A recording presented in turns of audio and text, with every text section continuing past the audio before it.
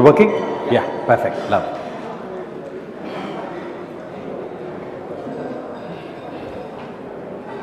Good afternoon, everybody. Great, perfect. So, my name is Sudhakar. I'm the CEO of TRST Score, or TRST Score as we call it. I couldn't get the domain name TRUST, so I had to shorten it and make it into TRST. So, getting a domain name is always a difficult task, but that's okay. We're going to make this popular, right? So, just to introduce ourselves, so who am I, what do I do, why am I here? So these are three things that I'm going to try and address. So TRST Score, or Trust Score as we call it, is the world's only employee trust score platform. What it does, think of it like a credit score, but it's for employees and students as well. So what it's going to do is, why did we start this? $800 billion is the amount of loss that happens because of unethical employees. Let me repeat that statement. $800 billion is the amount of loss that happens because of unethical employees. 30% of companies go bankrupt because of unethical employees. This is the problem statement we are addressing.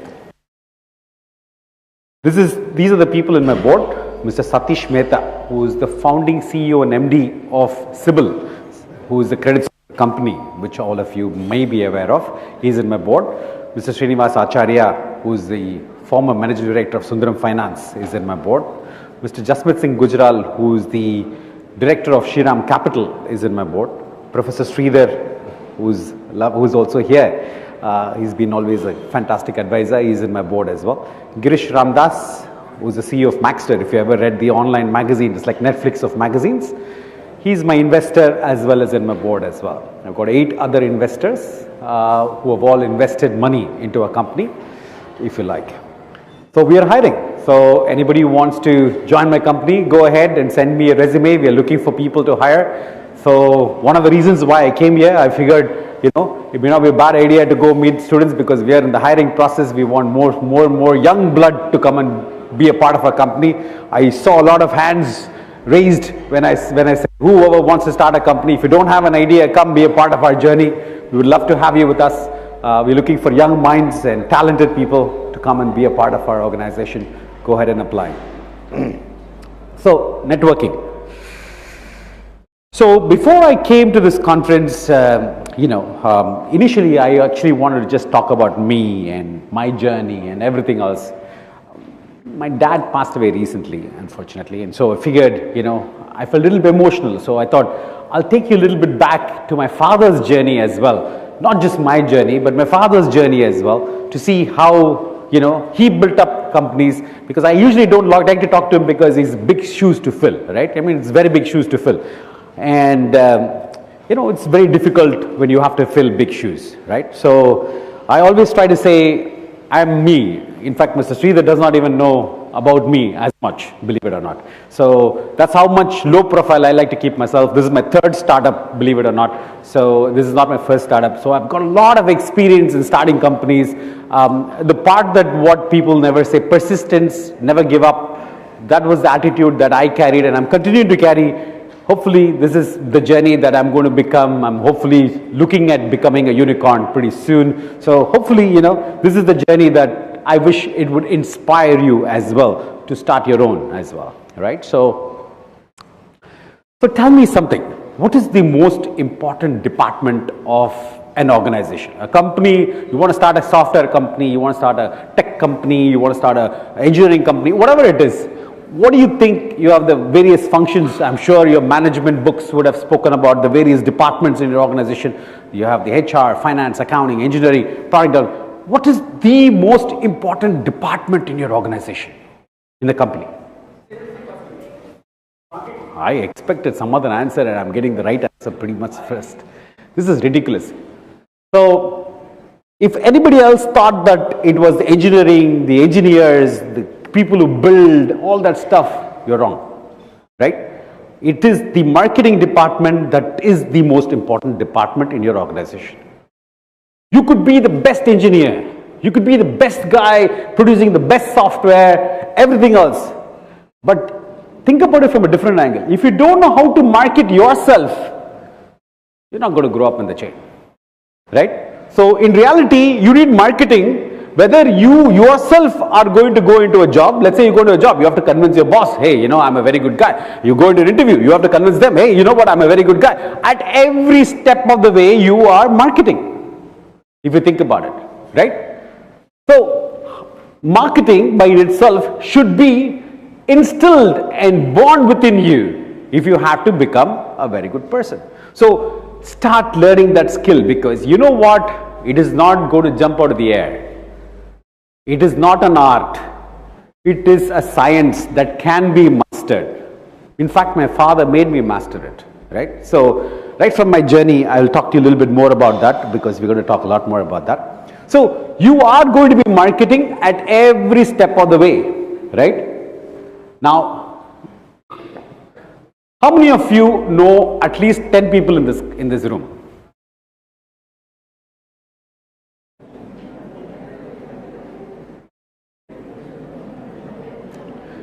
The rest of you start learning how to do that, right? Because you know what?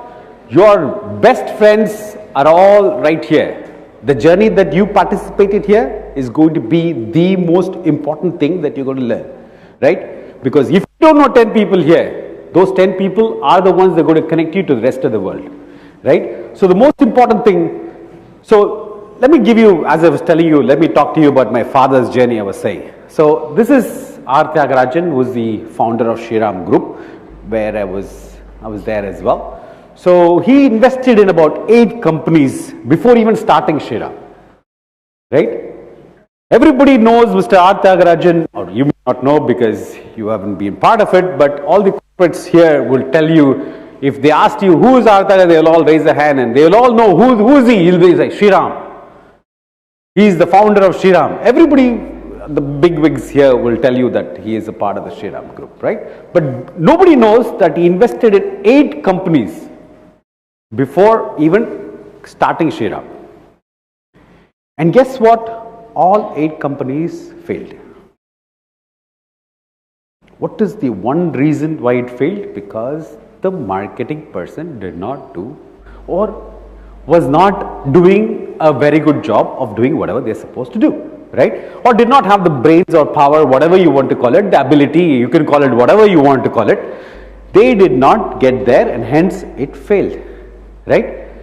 But to be very honest, he himself was not a marketing guy. He's an introvert, believe it or not. His brain is like amazing brain. Strategy wise, he will give you ideas like left, right and center. But not the marketing guy. Why did G.A.M.E succeed where everyone else failed? Why did G.A.M.E succeed where everybody else, the 8 other companies, which are all doing very similar business by the way, failed? One person, A.V.S. Raja, right? That's my father. So he was a marketing and PR genius. He came back, and because of him, his marketing ability, which nobody else in this prior 8 companies had, that is where it succeeded, where everyone else failed, right? He was a master networking guy, right? He knew everybody in town, right? So I'm going to tell you a little bit more about what are the traits that made him successful and what did he inculcate in me, and I'm trying to say that I'm going to pass on that a lifetime of learning in about half an hour time, you guys, right? What I learned about this in about my lifetime, learning with my father, I'm going to pass that on knowledge to you guys in about half an hour time. So 6 degrees of separation. How many of you know about this? Has anyone heard of the term called 6 degrees of separation? Nobody. At last I asked a question which nobody knows the answer to. Right. So if anybody wants to reach Obama, if you like, believe it or not, within 6 connections you can reach him. Even you. Believe it or not. You can call Obama on his cell phone number within 6 people that you know of. Believable? Not believable? No. This is the entire premise of LinkedIn.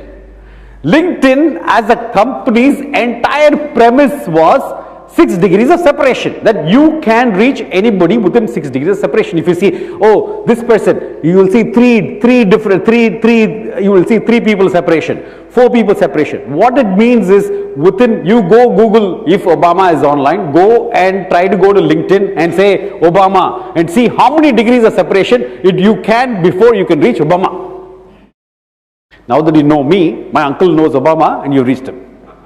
In the simple words, if you think about it, right? So that's what the networking is all about. Networking is all about knowing people and being able to reach people so that you can present them whatever you want to present. Ultimately, it could be a business idea, you want to get hired, it could be I want to get a job, I want to do something, anything for that matter. Believe it or not, within 6 degrees of separation, you can do that. Including if you want to meet Stalin, for example, our chief minister, at this point, you can reach him within 6 degrees of separation, I'm sure. So, what my dad told me was very simple. Go out of your way to network. Go out of your way to network. What does it mean? You have to go out there, force yourself to say, hey, hi, how are you? My name is so-and-so. Right? If you have to go there and introduce yourself, you have to. How many of you here spoke to some of the speakers here? Raise your hands. One. And you're all management graduates, for heaven's sake. How many of you even thought, hey, you know what, I want to go say hello to this guy, who are all 6 people, 10 people, who are all people from vice presidents, CEOs of large companies coming in front of you, who had the guts to say hello? Wait a minute, I got raised more hands now, right? So I got 4 people, great. So still the rest of you did not even bother to say, hey, you know what, I got this opportunity to go and meet these wonderful people who are all here, who made it in their life and who have not taken that opportunity to go there and say hello. Go out of your way to network. I did that. My father made me do that.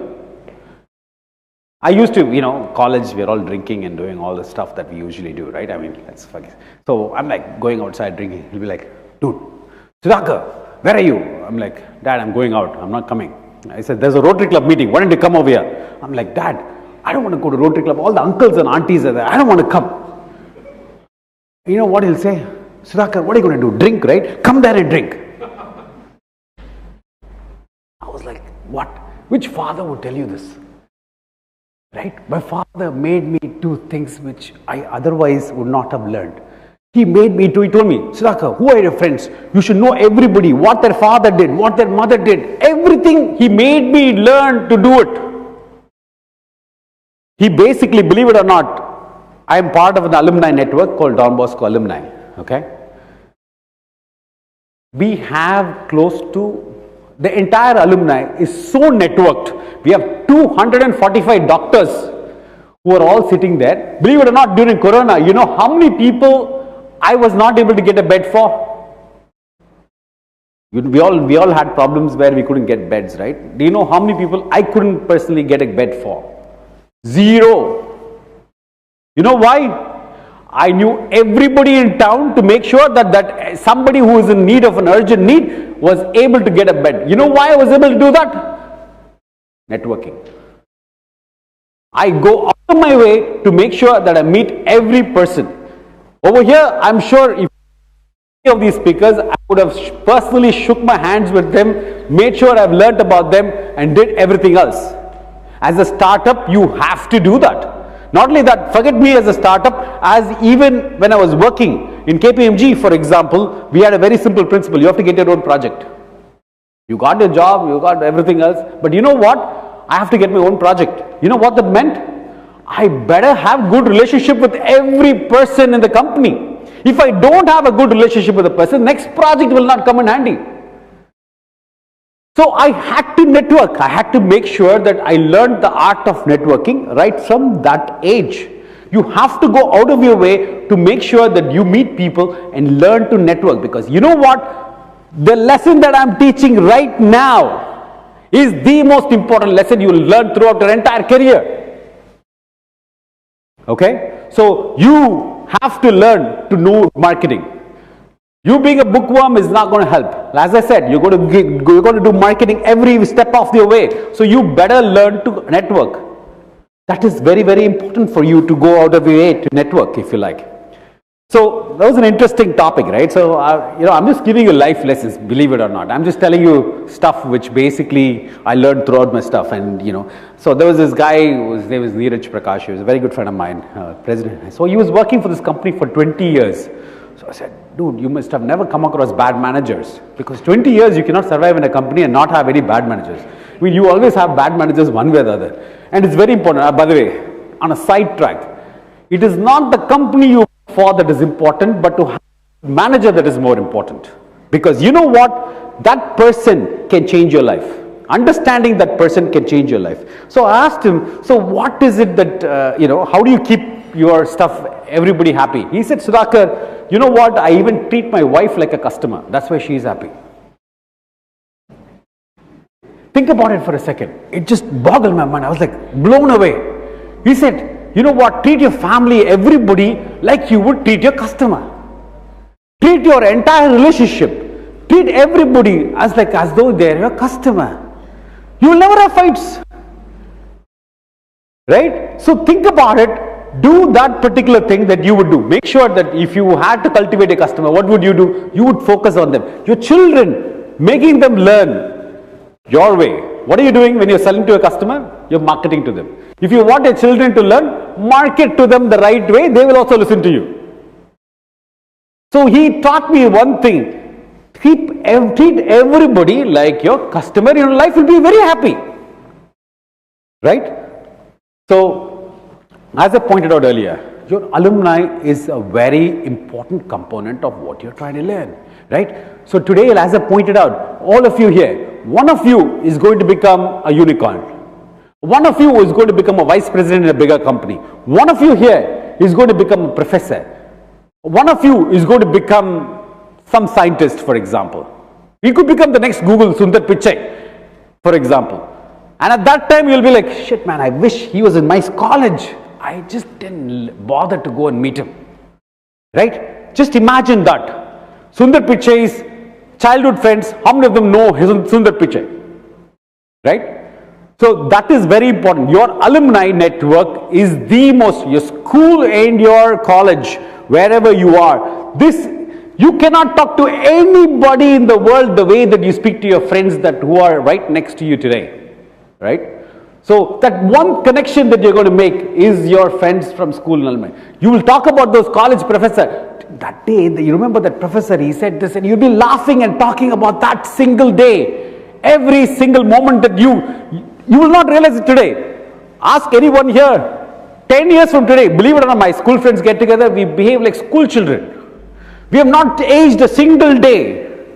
Right? We are all talking like as though, hey, do you remember that day? This is all that we talk about. And that friendship and that relationship that you have built or building is going to be the most important thing that you're ever going to build in your network. So go ahead, make sure that you meet all your college people, friends and alumni is very, very important. Another thing that you also look at, get yourself involved in multiple organizations. It could be the ISEC, it could be Rotary, Rotaract, it could be anything for that matter.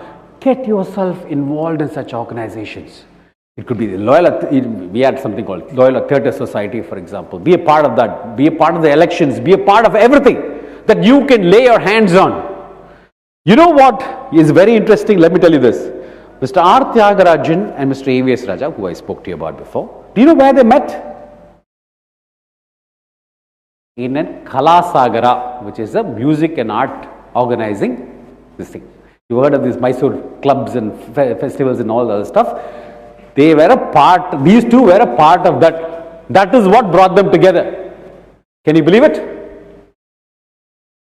Go out of the way to go and make sure to get involved in CII, TIE. There are so many different organizations right now. Believe it or not, the opportunities that you have today, I did not have a long time back. Right? We did not have the opportunity. We didn't have incubation centers. We didn't have, accelerators. We didn't have all these facilities and opportunities, believe it or not. There are so many YPOs, YEOs. There are so many people, so many places that you can get involved in. Go ahead and join that network. Become a part of it. And make sure that you love what you do. Right? It's not that you go there just for doing something else. Make sure you get involved in something that you like. It need not be that you're doing it just for this thing. You can make it your passion. See which one you like and become a part of that passion, if you like. I know people in US who are all part of what we call as, there was one Sri Sri Ravi Shankar, right? Sri Sri Ravi Shankar, these people were involved in these associations. Their entire relationship was Sri Sri Ravi Shankar. And they were thickest of the people. The moment they said, oh, I'm part of Sri, that's it. Everything else will be dropped. They both will become best friends already. Right? So it is just a matter of becoming a part of such organizations that can change your life if you really think about it. Right? In an event, not now, right? I mean, you got the Chennai Angels guy sitting right here and nobody's asking questions. But sure, let's try it out in a different way. Right? In 2000s, if you like, where I was a part of TIE, as a young person like you, there was one guy in the audience just like this, and a VC, venture capitalist like Mr. The Chennai Angel CEO who was sitting here. He raised his hand and said, sir, how can I reach you? Can anybody guess what the answer was? He was ready to give out his cards, by the way. So, but he's a venture capitalist. He's bigger than Angel Network. He's a big guy. So can anybody guess what the answer was from the venture capitalist? And this was spoken very long time back, and I still remember it, which means the impact it created on me is very different, right? So can anybody guess what the answer was? Nobody?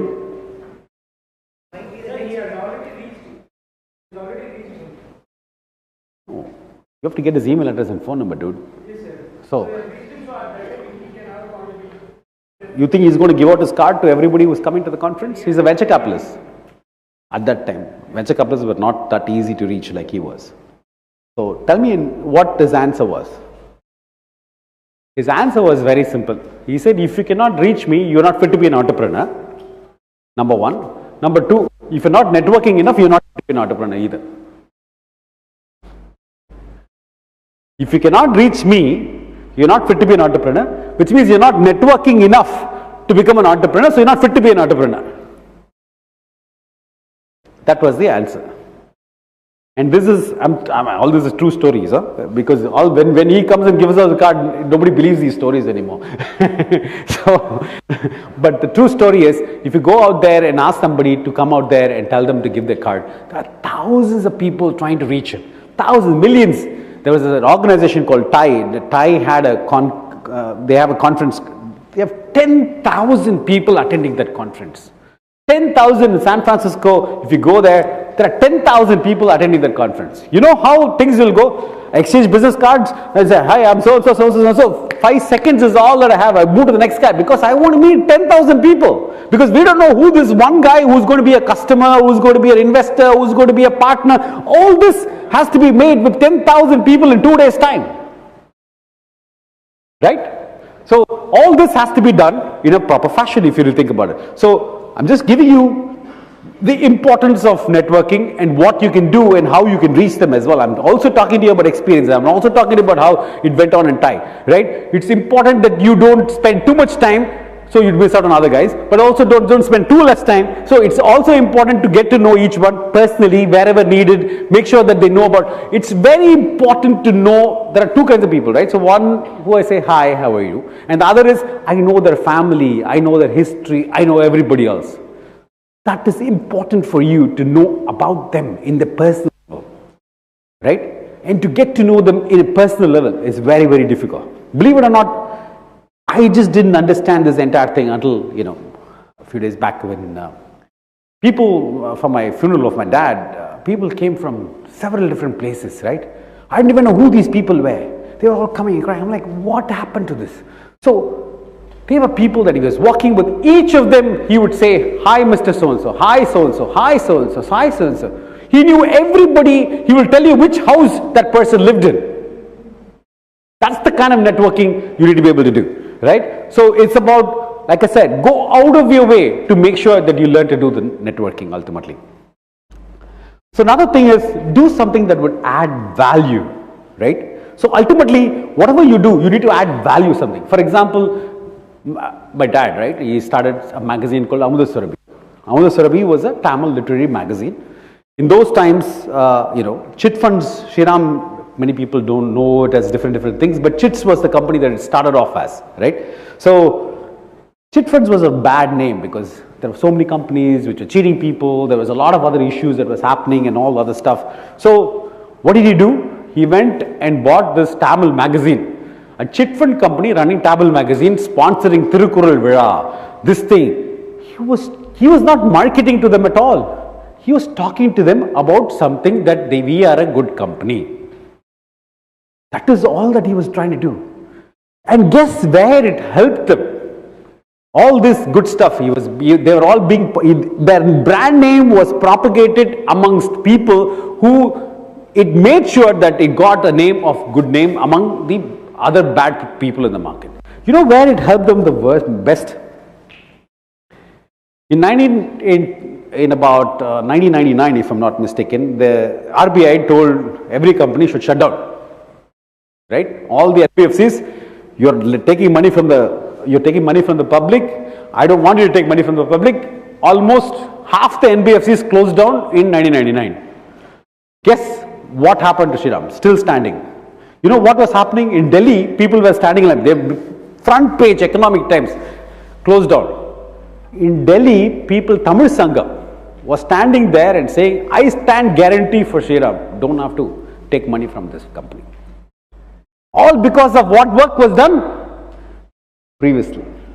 So do something that would add value and make sure that they understand the value of what you're trying to do. Do something useful.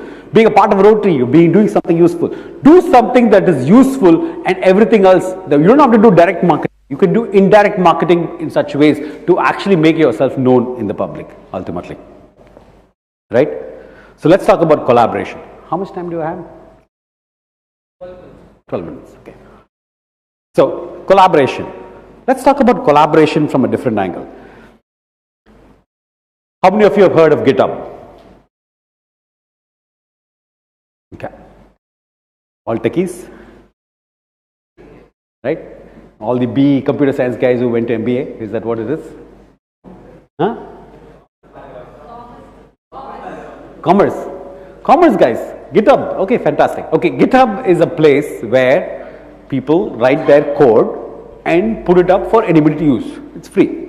So I write a piece of code, and for the greater good of the public, I basically upload it and make it a part of this thing. So anybody, it's a collaboration tool if you really think about it from a different angle. I basically download, so if you're developing a mobile app, I will go to GitHub, I will look for SDKs, this thing which people have developed. So let's say for example, I want to do live streaming, right? You cannot start writing a code right from beginning, right? How to do live streaming, how capture the video from the phone with like millions of phone available, all this, and then after that live stream, press one button.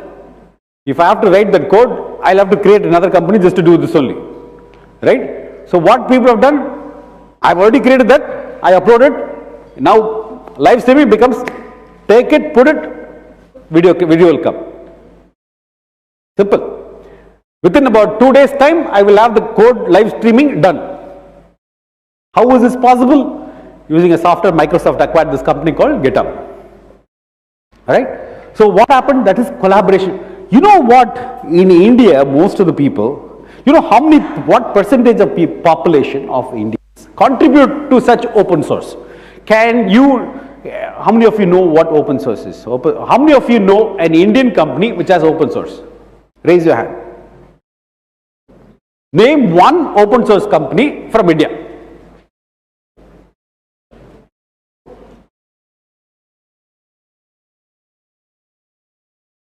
Name one.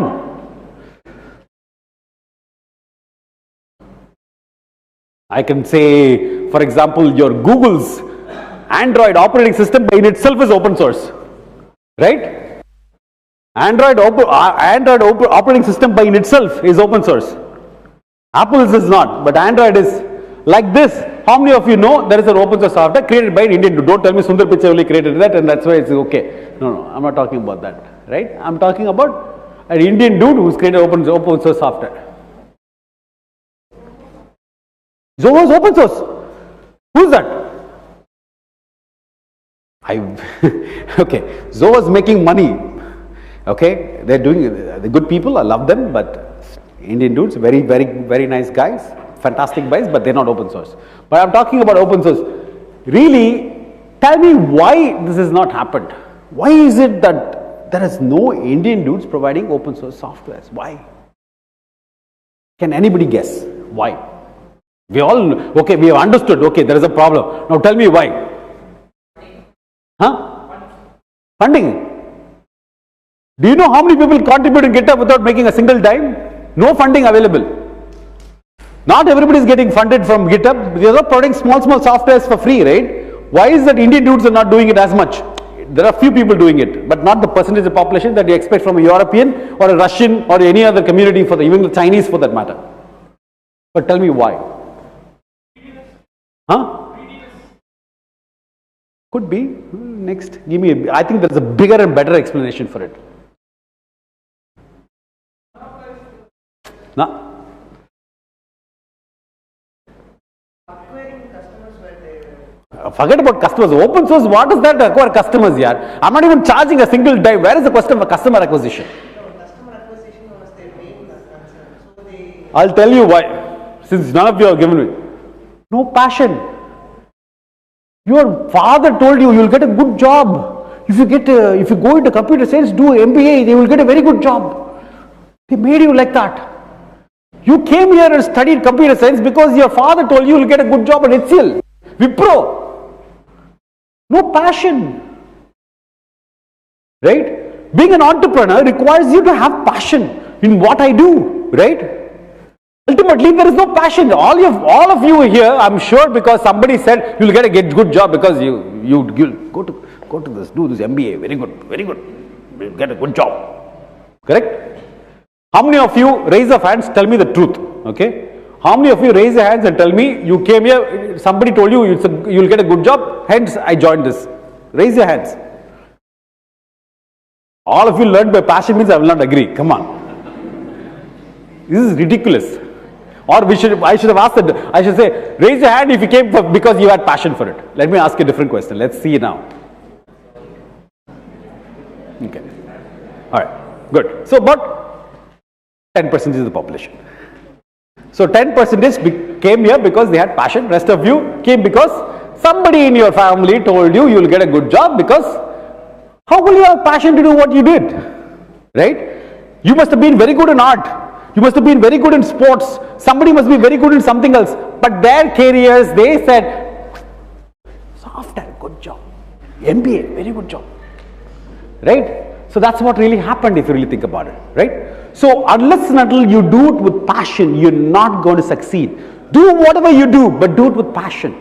Because that is what is going to make a big difference in what you are trying to do. Your accomplishments, your everything else is going to be driven entirely by one thing, your passion. Right? If it was not your passion, make it your passion. Do something that is useful. Right? Every person, how much money will I make? What will I do here? How much I will do this? There is one you know why I started TRST Score? It's very interesting, right? So, about 3 weeks back, there was an article in Times of India where Arundhati Bhattacharya and everybody else was quoted there. One guy was working for 14 companies at the same time. And one side they are all talking about, sir, we should have 4-day weekdays. Next 3 days he'll work for another company. Hence TRST Score came into picture. TRST Score was nothing but because we thought that you will get a holiday, you will spend time with your family, do all that lovely stuff that you should be having passion for. Spend time with your mom, dad, speak to them because you're aging. You will never be getting this opportunity again to meet your parents, your family, your brothers, your friends. Hang out with them. Do all that stuff is what we are giving you holidays for. This guy is working for 3 to 10 companies. Taking the same code, giving to that fellow intellectual property theft. All this is happening and fraud going. 30% of all degrees are fake. People coming, 50% of all resumes are fake. This is industry statistics. Problems that we ourselves are facing from the industry. Hence we created TRST Score. TRST Score was here made for one and only one reason only, to solve this problem, because $800 billion is getting lost because of this problem. If you really think about it. But anyway, I'm deviating. But let's come back to the main topic of GitHub, right? So collaboration is a key to the success of everything else. So you hear about so many companies that have succeeded. You heard Google, you heard Microsoft, you say all these things. The one thing that is going to end, but there are these millions. Can you believe about 90% of all companies fail within the first 3 years? 90% of all companies which get started, let's say somebody starts today, within 3 years, the probability of that company closing down is 90%. Only 10% of companies actually succeed. What is the difference in culture that I saw between working from India and working in the US? I've been in the US for nearly 13 years. I've worked in several different organizations, and the culture of talking from India versus United States, and I've been in India for the last 10-15 years. I've been in US for 10-15 years. So practically I know both the countries with certain amount of credibility that I can say that I know both the cultures in enough, right? What I found out is that when I started a company, I said, dude, you're also starting a different company. Both of us, let us do it together. We both, so that marketing cost will come down. Simple thing, right? So let's say you have an idea, she has an idea, both of you work together, and same idea both of you are working on. Instead of you spending 10 rupees on marketing and she spending 10 rupees on marketing, both of you together will reduce the cost by so much. Your operational cost will come down by so much. Let us collaborate. Some simple, right? You know how many people actually in India said, let's collaborate? Zero. I tried. I said, dude, you're also doing the same thing. Not this particular company. I'm talking about, I said I've started 3 ventures, right? So I went and said, you're also doing something. Let's try and do that. Guess what? He also failed. We together could have succeeded, but they were not ready for it. It is to be open about it. Here it is always, someone said, I should not be the only person doing it. Everybody should learn to collaborate to make something successful. You should learn to say, hey, you got an idea, I got an idea, I got the same idea, let's work together on doing something. Right? That's what GitHub is doing, actually speaking. So all of you should look at it from financial aspect, from this thing.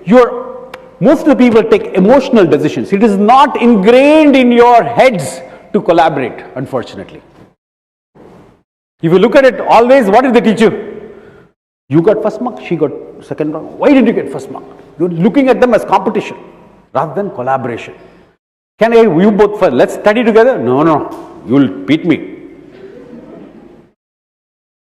That is how you're all learned. Your mind is fixed to this one single aspect. You are tuned to not to collaborate.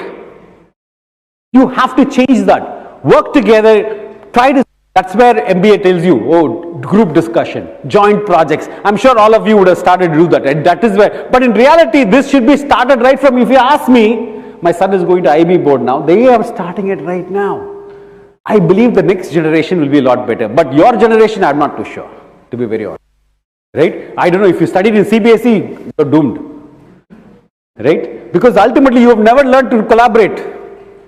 But collaboration should start from young ages, early ages, and that is when you will learn to do that. And if you have not done that, start looking at it, think with your head rather than your heart.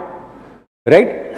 Because if you don't think with your business decisions and working and everything else, never look at your peers as competition. He will get promoted, so I don't want to get there.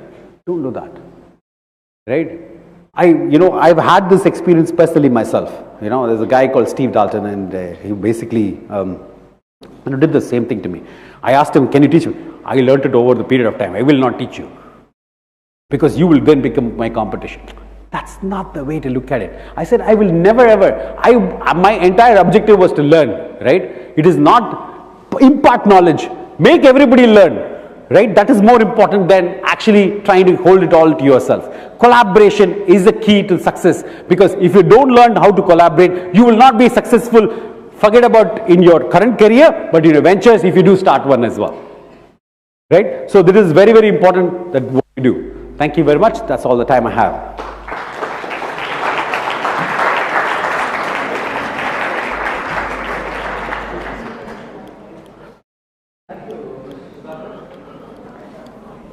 I think quite a few lessons for the students out here. As you rightly said, collaboration is the order of the day. Here in MMA also, we do a lot of collaborative events. That's how Sridhar is here today. That's how Professor Srinivasan is here today. Other